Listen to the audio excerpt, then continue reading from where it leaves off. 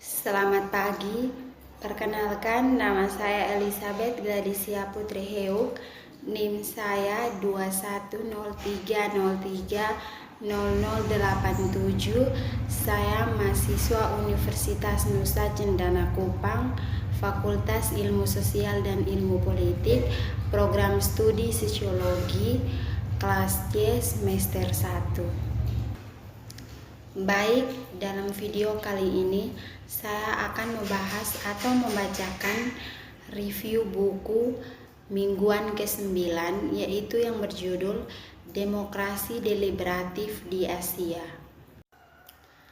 Demokrasi deliberatif sebagai model demokrasi yang melahirkan aturan hukum, legitimasinya bersumber dari kualitas produksi deliberasi, bukan saja dalam lembaga-lembaga formal negara, tapi juga yang terpenting dalam masyarakat secara keseluruhan.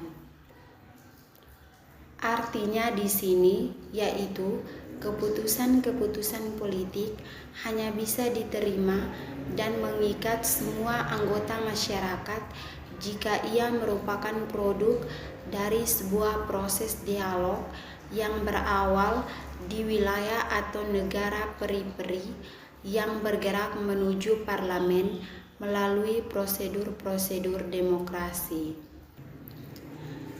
Selanjutnya, model demokrasi deliberatif ini merupakan titik awal proses demokrasi berada di luar lembaga-lembaga formal sistem politik dan terletak di wilayah politik yang lebih bersifat informal, yang berfungsi sebagai jembatan yang menghubungkan berbagai organisasi dan asosiasi yang membentuk masyarakat sipil.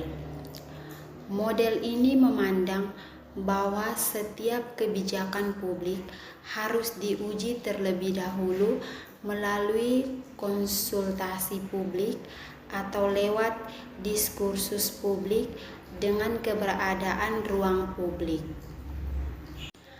Adapun elemen penting dari model demokrasi deliberatif terdiri dari, yaitu yang pertama, adanya partisipasi warga negara, yang kedua, ketersediaan ruang untuk terlibat dalam proses atau ruang publik, yang ketiga, adanya komunikasi di antara warga negara maupun antar warga dan pembentuk kebijakan atau negara. Yang berikut demokrasi deliberatif di Asia. Banyak negara di Asia memiliki tradisi musyawarah publik yang panjang, baik dalam suasana demokratis maupun tidak demokratis. Beberapa di antaranya berlanjut hingga hari ini. Namun, dalam menghadapi tertentu, terutama polling deliberatif telah dikeluarkan ke wilayah tersebut tanpa tekanan dari memperhatikan praktik musyawarah tradisional. Apalagi motivasinya juga berbeda pula. Beberapa negara bagian telah memanfaatkan musyawarah publik untuk menahan perbedaan pendapat, sementara yang lain memiliki tujuan yang lebih emansipatoris. Selama 2 dekade terakhir, berbagai pertemuan konsultatif dan deliberatif telah diperkenalkan di Asia, dan kebangkitan musyawarah desa adat hingga pengenalan model Western polling deliberatif dan juga partisipasi publik yang berkembang pula. Namun demikian, karya ilmiah tentang demokrasi deliberatif Asia masih kurang, meskipun ada semakin banyak literatur di beberapa negara Asia. Cerita Asia tentang demokrasi deliberatif jarang terkenal secara keseluruhan.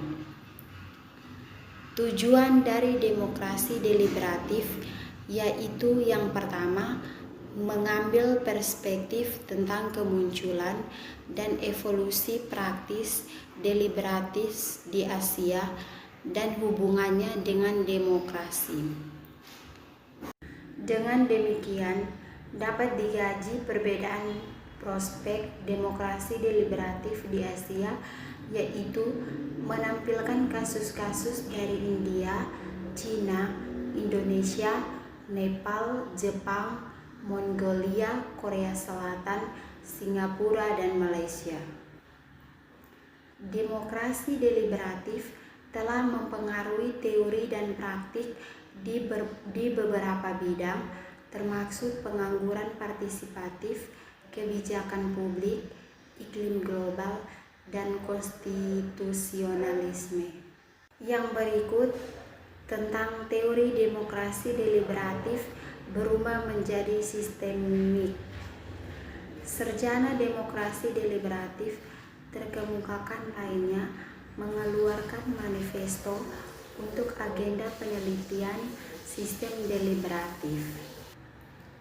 Sistem deliberatif mencakup pendekatan untuk mengatur di mana diskusi, refleksi, dan pembangunan konsensus berbasis alasan merupakan pusat proses pengambilan kebijakan dan keputusan. Sebuah deliberatif sistem belum tentu demokratis, dan musyawarah itu sendiri bergantung dari motif dan terdistribusian.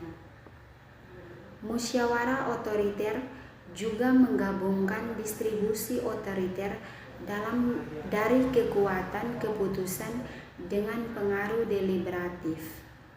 Kemudian yang berikut tentang demokrasi deliberatif desa dan tata kelola desa di Cina.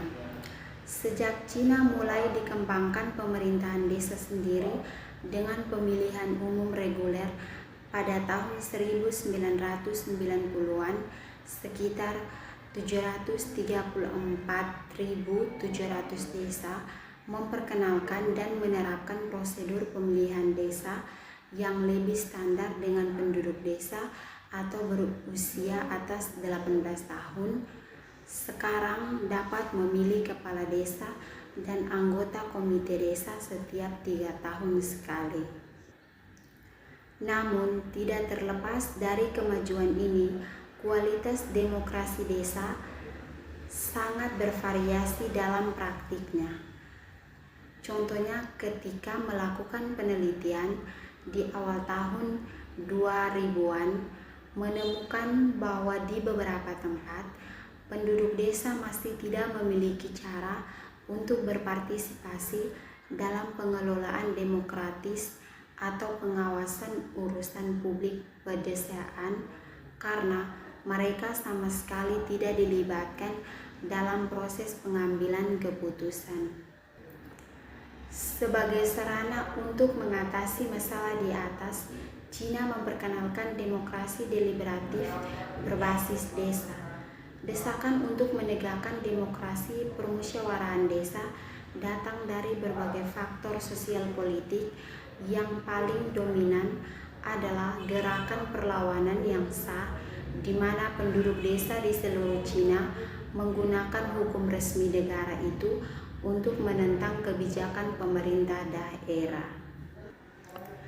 Cina sejak itu telah mengembangkan berbagai lembaga, proses dan prosedur musyawarah, termasuk bincang-bincangan demokratis dan diskusi desa. Demokrasi permusyawarahan desa dirancang untuk memperdalam dan memperkuat demokrasi desa sehingga permasalahan desa dapat diselesaikan dengan lebih lancar tanpa menyeret suatu masalah tertentu. Yang berikut pedalaman demokrasi Indonesia melalui akuntabilitas sosial. Selama 2 dekade terakhir, Indonesia telah melewati penggeseran arti kediktatoran ke demokrasi yang baru lahir, desentralisasi yang cepat dan masif, pertumbuhan ekonomi, dan pemberdayaan masyarakat sipil dan komunitas desa.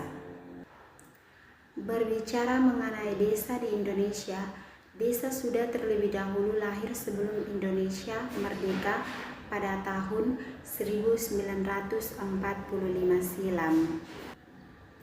yaitu jauh sebelum tahun itu desa sudah terbentuk. Desa di Indonesia sudah terbentuk diperkirakan pada masa zaman kerajaan hingga penjajahan kolonial dan hingga masa kemerdekaan sekarang. Dari data di atas dapat dikatakan tempat paling tua dan pemerintahan paling tua di Indonesia adalah desa. Menurut Hatta, benih-benih demokrasi yang telah lama hidup di Indonesia itu banyak dijumpai dalam kehidupan masyarakat desa tersebut di belahan bumi Nusantara. Hal ini nampak dengan ditandai oleh 3 hal, yaitu pertama, adanya tradisi atau cita-cita rapat yang hidup dalam sanubari rakyat Indonesia dari zaman dahulu sampai zaman sekarang, dan tradisi itu juga tidak pernah hilang. Yang kedua, adanya tradisi atau cita-cita protes, yaitu hak rakyat untuk membantah dengan cara umum segala peraturan negeri yang dipandang tidak adil. Yang ketiga, tradisi atau cita-cita tolong-menolong. Implementasi Undang-Undang Desa tidak terlepas dari premisnya yang menjanjikan implementasi Undang-Undang Desa masih bermasalah. Masalah implementasinya adalah seputar birokrasi pemerintah dan partai politik yang mengakar, sebuah studi kasus literal tentang kebijakan yang baik tetapi implementasi yang buruk. Yang berikut demokrasi deliberatif di desa India. Demokrasi deliberatif di pedesaan India telah dilembagakan melalui amandemen ke-73 Konstitusi dan baptis sebagai Gram Sabha. Meski pasang surut sejarahnya berdampak pada lembaga partisipasi ini dalam berbagai hal, faktanya lonceng kematian mereka tidak pernah dibunyikan.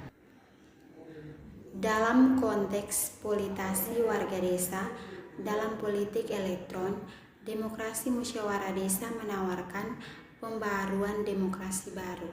Namun karya saat ini tentang demokrasi deliberatif desa sebagian besar merupakan studi kasus dengan faktor pada beberapa negara bagian. Pembuatan konstitusi partisipasi dan permusyawarahan dalam masyarakat yang terbagi selama 20 tahun terakhir, Nepal telah mengalami transformasi yang luar biasa. Pada pergantian abad, terperosok dalam perang saudara antara pemberontak, Mois dan negara.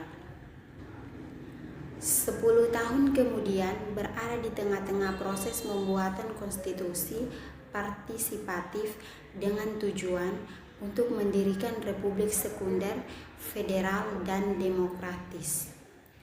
Konstitusi sekarang telah diundangkan dan sedang dilaksanakan pemilihan telah diadakan untuk 3 tingkat pemerintahan dan Mois telah diubah menjadi aktor publik yang sah. Itu juga bukan proses yang sangat mudah. Proses pembuatan konstitusi berlangsung selama lebih dari 7 tahun, membutuhkan 2 pilihan majelis konstitusi, gerakan proses, negosiasi eksitensif di dalam dan di seluruh partai, dan keterlibatan ratusan ribu warga. Bisa juga secara khusus ada beberapa isu kontroversial yang dikepalai oleh federalisme di mana konsensus sulit dicapai.